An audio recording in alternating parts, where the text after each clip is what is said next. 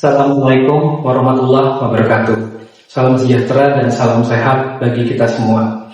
Perkenalkan, nama saya Idham Eskom Menkom. Saya merupakan salah satu dosen Universitas Muhammadiyah Mataram, Fakultas Teknik, Program Studi Sistem dan Teknologi Informasi. Sebagai seorang dosen, kita wajib melaksanakan tridharma perguruan tinggi, yakni pendidikan dan pengajaran, penelitian, dan pengabdian kepada masyarakat. Pada video ini, saya akan melaksanakan pembelajaran pada mata kuliah Manajemen Proyek Teknologi Informasi sebagai pernyataan diri dosen dalam unjuk kerja tridharma perguruan tinggi dalam bidang pendidikan dan pengajaran. Izinkan saya menjelaskan deskripsi dan gambaran umum terkait mata kuliah yang saya ampu. Mata kuliah ini merupakan mata kuliah yang diberikan pada semester 6 dan memiliki bobot 3 SKS dengan kode mata kuliah D1E, 2A, 34B. Dalam pembelajaran mata kuliah ini saya menggunakan metode delivery, interaction, dan assessment agar proses pembelajaran menjadi lebih efektif. Delivery merupakan proses awal bagaimana cara menyampaikan materi dengan menarik agar mahasiswa tertarik untuk mengikuti perkuliahan dan terus termotivasi dalam pembelajaran. Yang kedua, interaction adalah proses guna tercapainya capaian pembelajaran mata kuliah. Interaksi yang saya gunakan adalah student centered learning yang berpusat kepada mahasiswa agar mendukung kelas kolaboratif dan partisipatif. Adapun yang ketiga adalah assessment. Assessment ini adalah proses penilaian mahasiswa untuk mengukur kemampuan mahasiswa secara objektif dalam proses pembelajaran. Dalam proses pembelajaran ada 5 indikator penilaian yang saya ukur.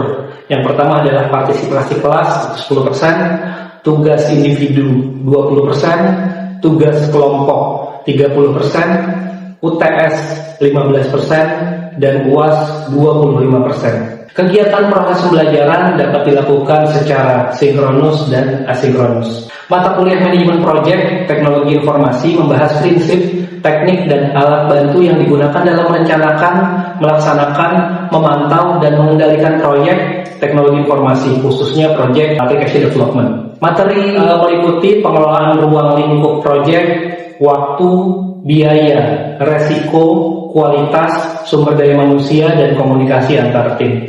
Mahasiswa akan mempelajari metode tradisional seperti waterfall serta pendekatan agile untuk memanage suatu proyek. Melalui studi kasus dan praktek penggunaan aplikasi, mahasiswa diharapkan mampu menyusun dokumen perencanaan proyek secara lengkap, membuat jadwal proyek, serta melakukan pengendalian proyek sesuai timeline yang dibuat. Mata kuliah ini membekali mahasiswa dengan kemampuan manajerial yang diperlukan untuk memimpin atau menjadi anggota tim proyek IT secara profesional. Sebelum mahasiswa mengambil mata kuliah ini, adapun mata kuliah wajib yang diambil terlebih dahulu oleh mahasiswa adalah mata kuliah analisis dan perancangan sistem informasi. Adapun capaian dalam pembelajaran mata kuliah ataupun CPMK dalam mata kuliah ini, yang pertama adalah mahasiswa dapat menjelaskan konsep dasar manajemen proyek IT.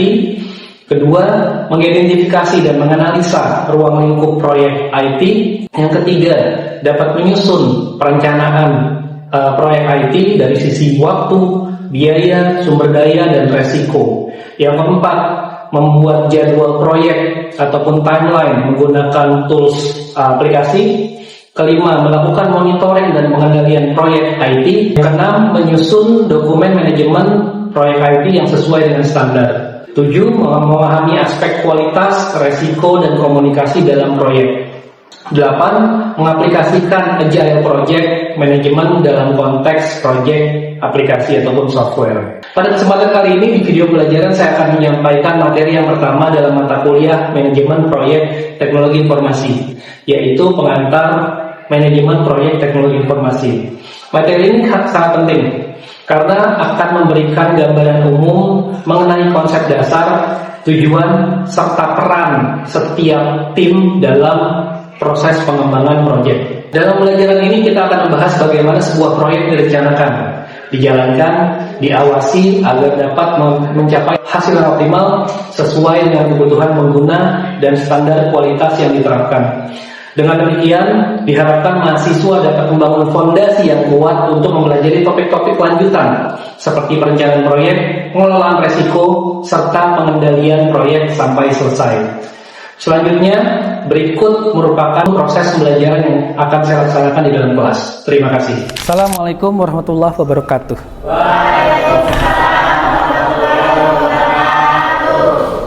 Pada mata kuliah kali ini kita akan mempelajari terkait dengan pengantar manajemen proyek IT. Jadi apa sih tujuan kuliah ataupun mata kuliah manajemen proyek IT? Harapan saya adalah nanti kalian bisa memahami kondisi proyek IT itu seperti apa. Dalam hal ini saya akan membuat studi kasus khusus di bidang application development. Jadi ketika kalian nanti membuat satu proyek aplikasi, kalian tahu tahapan-tahapan apa saja yang harus dilalui dalam melaksanakan proyek application development ataupun pengembangan aplikasi. Manajemen proyek IT. Saya boldkan di kata proyek. Sering dengar kata proyek. Satu kondisi apa sih yang bisa dibilang itu adalah proyek? Kalau proyek itu yang jangka waktunya itu yang sudah ditentukan. Jangka waktunya sudah ditentukan, apa itu? Misalnya kalau ada proyek bikin aplikasi,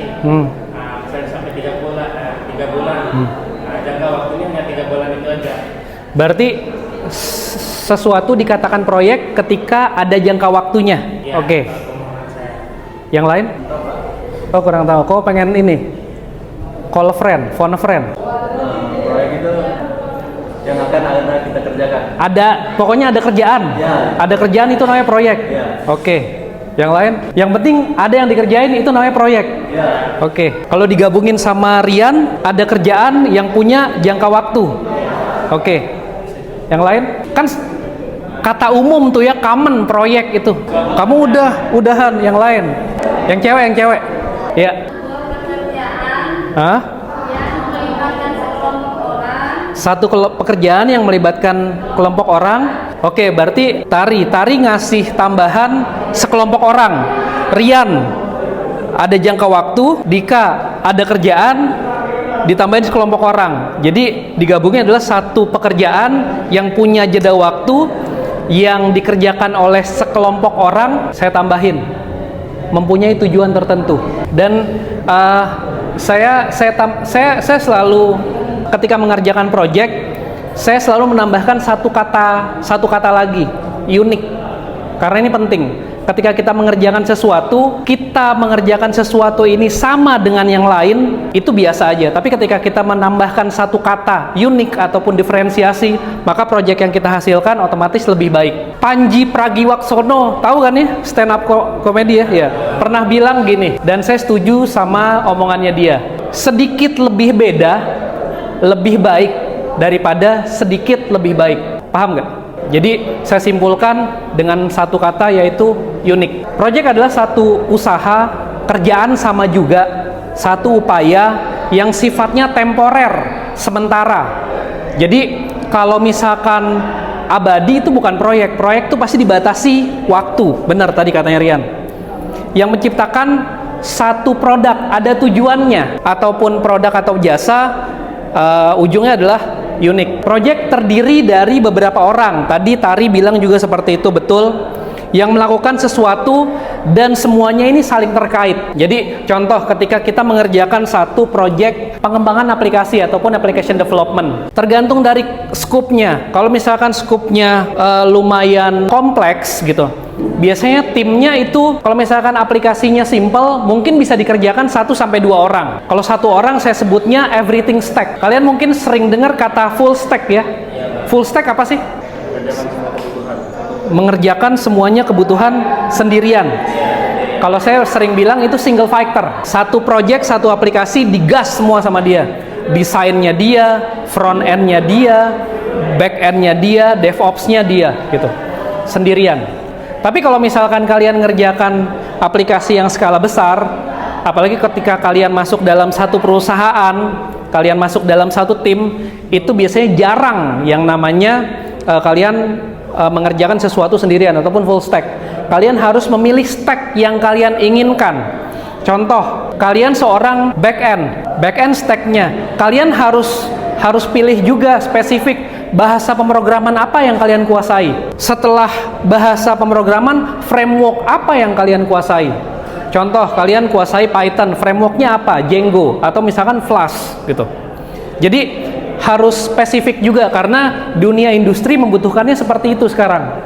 Jarang dunia industri butuh seorang full stack, bahkan everything stack. Everything stack itu biasa saya tambahkan dengan seorang UI UX. Walaupun kalian setelah kalian lulus, kalian bisa mengerjakan satu aplikasi sendirian, karena memang kalian harus seperti itu. Kalian belajar semuanya stack tersebut, tapi ketika kalian masuk dalam dunia industri, kalian harus memilih satu stack. Ada dua kata yang saya sering bahas gitu, antara banyak tahu dan tahu banyak. Saya lebih suka dengan orang yang tahu banyak. Tahu gak bedanya banyak tahu dan tahu banyak?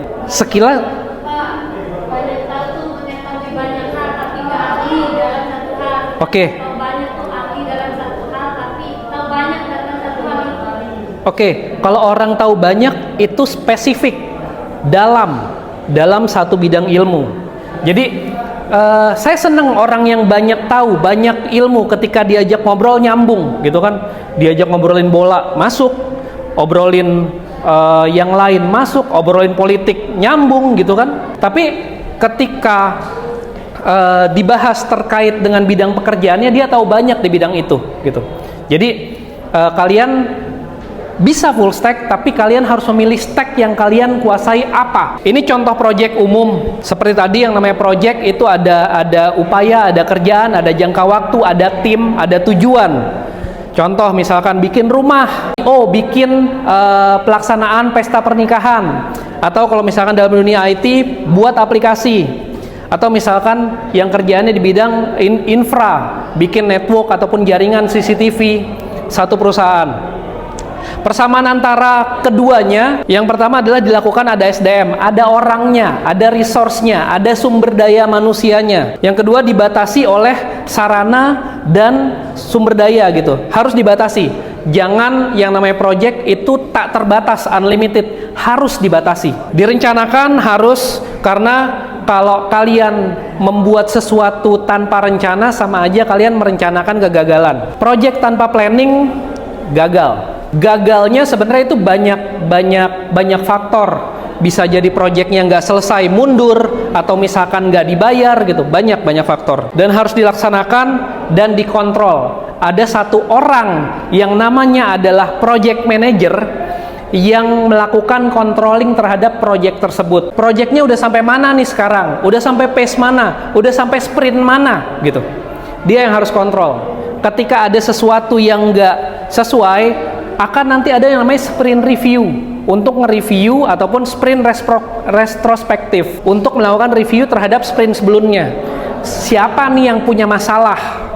Kenapa sprint ini nggak bisa selesai? Definisi project IT adalah project yang membutuhkan resource, sumber daya, ataupun produk teknologi informasi dalam penyelesaiannya. Sumber daya ini bisa sumber daya manusia, sumber daya yang lain. Nanti akan saya bahas. Contoh project IT, pembangunan jaringan komputer, pembuatan software, pembuatan perangkat e-commerce, pembuatan infrastruktur, atau misalkan IoT, dan yang lain-lain. Nah, ini. Apakah project itu pasti? Paham nggak maksud dari pertanyaannya? Yang namanya project itu pasti nggak sih? Tujuannya pasti. Tapi project itu pasti nggak? Pasti ini common ya, umum ya.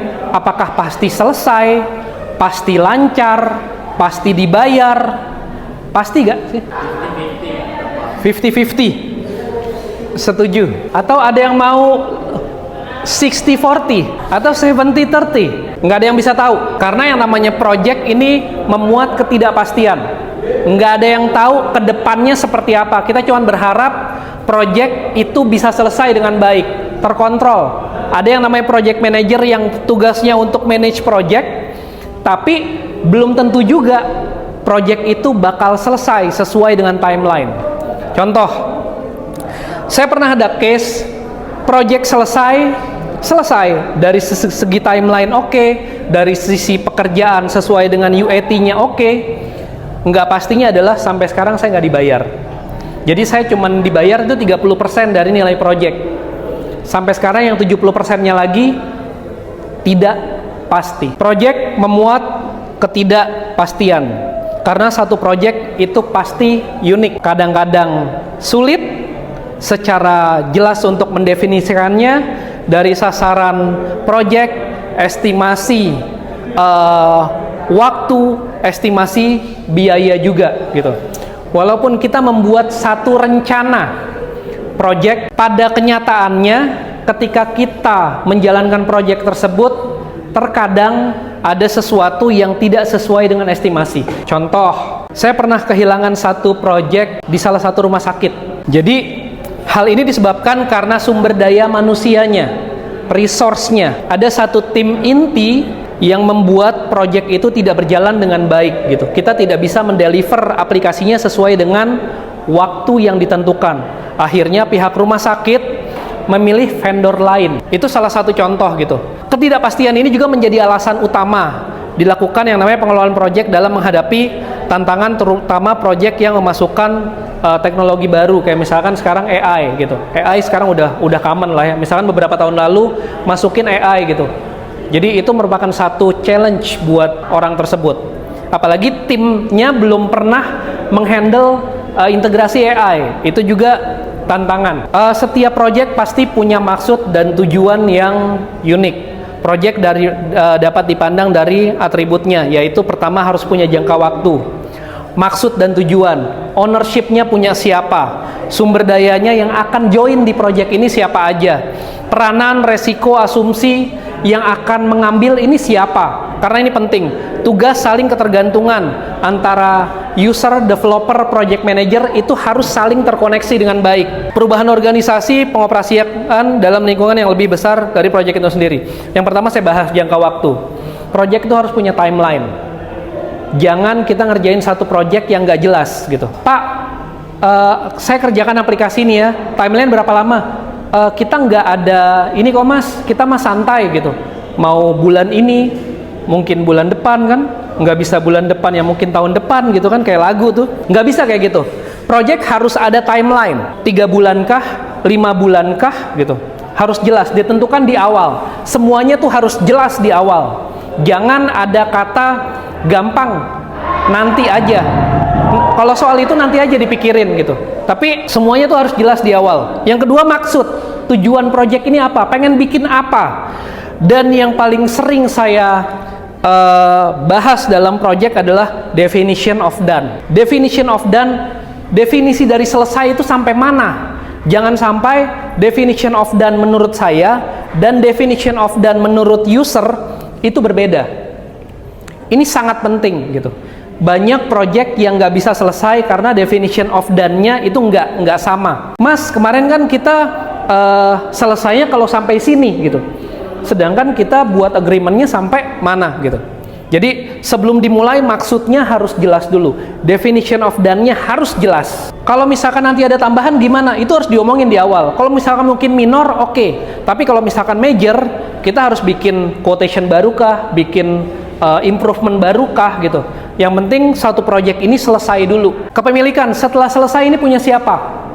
Apakah punya si yang order klien atau misalkan masih punya kita atau setengah-setengah?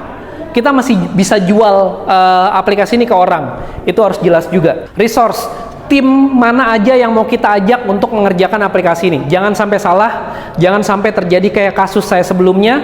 Timnya udah oke, sekitar 80% project udah jalan, mau deliver, timnya ada yang kacau. Peranan resiko itu harus dilihat juga. Peranan klien apa? Harus menyediakan data. Paling gampang gini deh, project pembuatan website yang kecil, yang harusnya bisa selesai 1 minggu kalau kontennya jelas.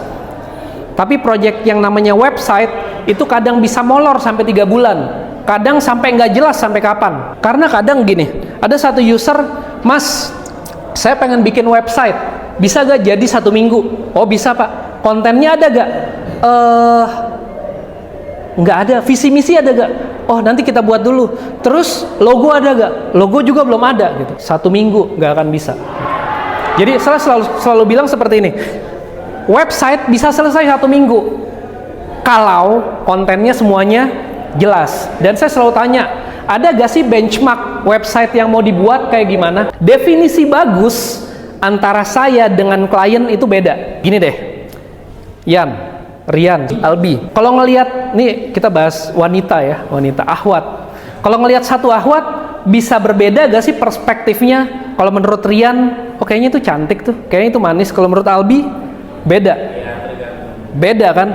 Project seperti itu juga. Definisi bagusnya menurut saya udah bagus, tapi menurut user belum bagus. Itu harus jelas juga. Dari peranan, resiko, tugas saling ketergantungan, ini ngerjain apa, itu harus jelas.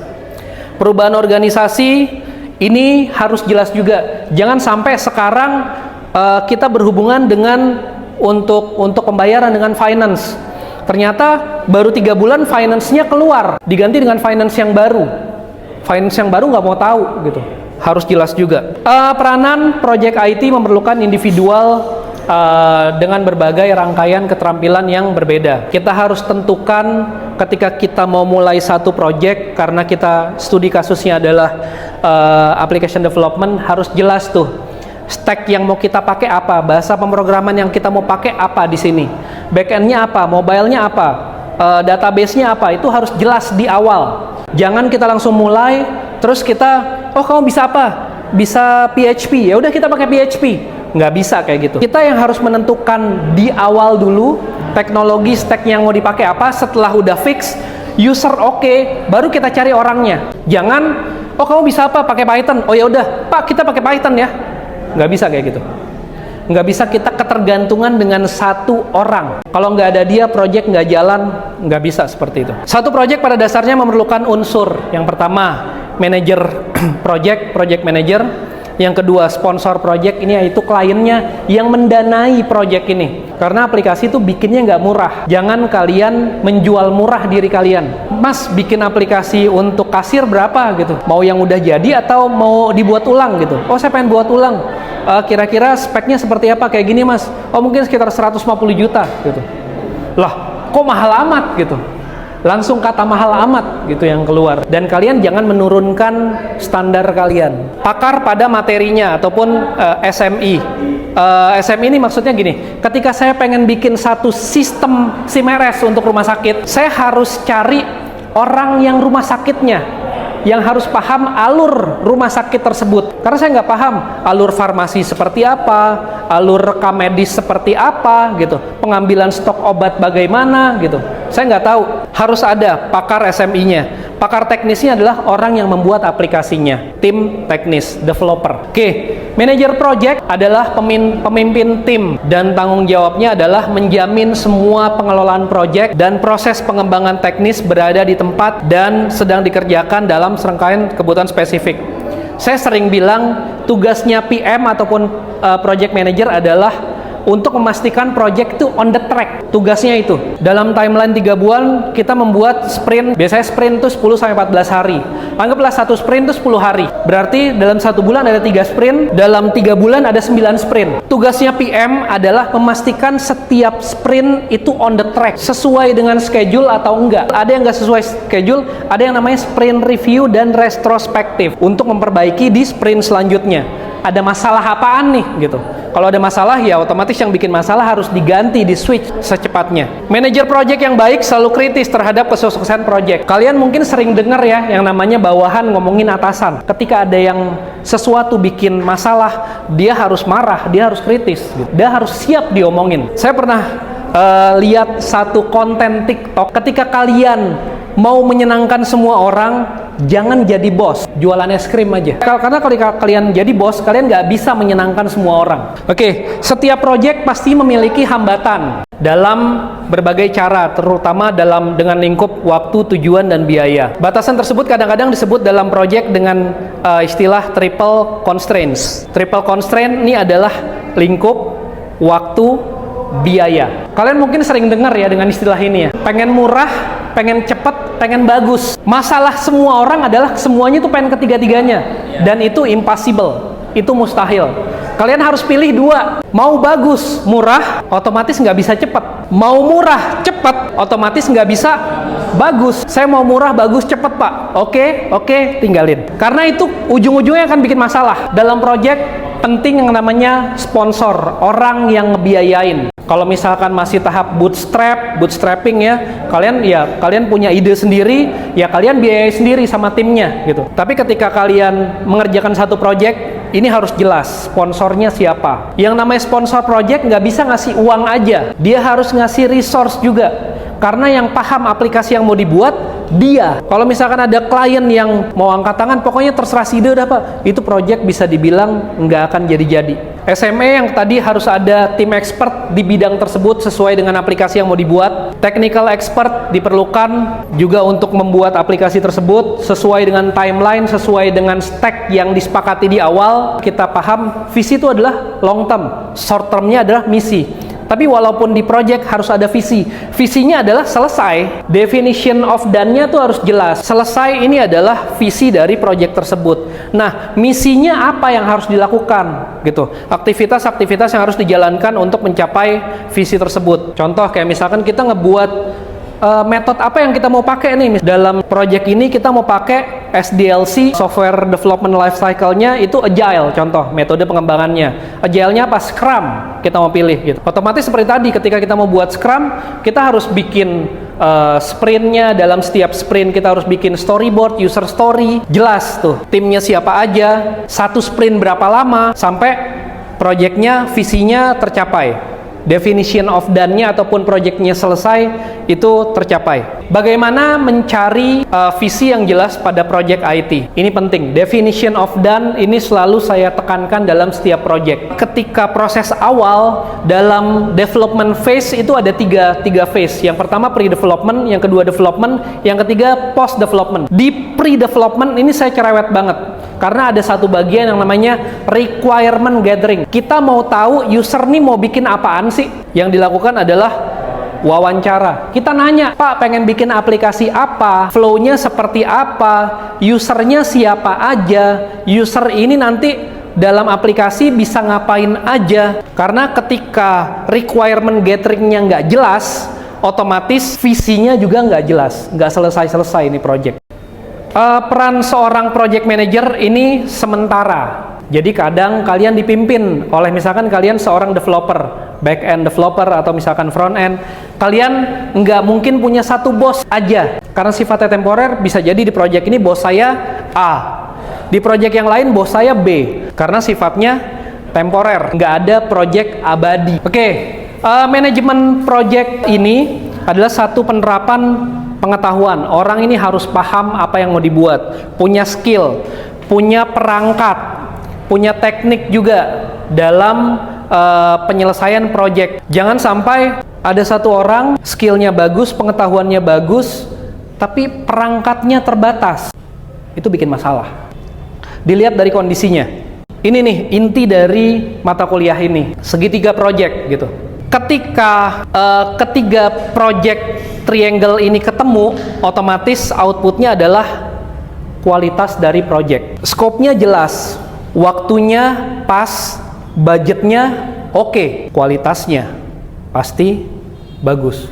Jadi project triangle ini penting dalam melaksanakan satu project. Scope-nya jelas, waktunya pas, cost-nya pas. Ketika kalian mengerjakan satu project, menerima satu project, pastikan ini ketemu nih. Sekali lagi yang namanya scope adalah batasan sejauh mana dari project ini. Time-nya, batas waktunya harus jelas, budgetnya juga harus sesuai. Terima kasih. Sampai di sini yang mau ditanyain. Jadi kita simpulkan aja ya. Setelah materi tadi, kalian bisa menyimpulkan sesuatu gak sih? Oh sedikit, oke. Intinya itu tujuan sama visi misinya itu harus jelas. Kayak misalnya batas waktu, gambaran dari proyek itu bagaimana sih, kayak harus jelas itu Pak tujuan akhirnya. Saya rasa kalian juga udah paham terkait dengan ini. Jadi intinya adalah ketika kalian mengerjakan satu project, harus jelas project itu yang dibuat apa, skopnya sampai mana, waktunya berapa lama, timelinenya, dan yang paling penting duitnya berapa gitu. Ya. Jangan sampai kalian mengerjakan satu project yang dibalas dengan kata makasih mas. Oke, terima kasih. Kalau gitu, assalamualaikum warahmatullahi wabarakatuh. Selamat siang.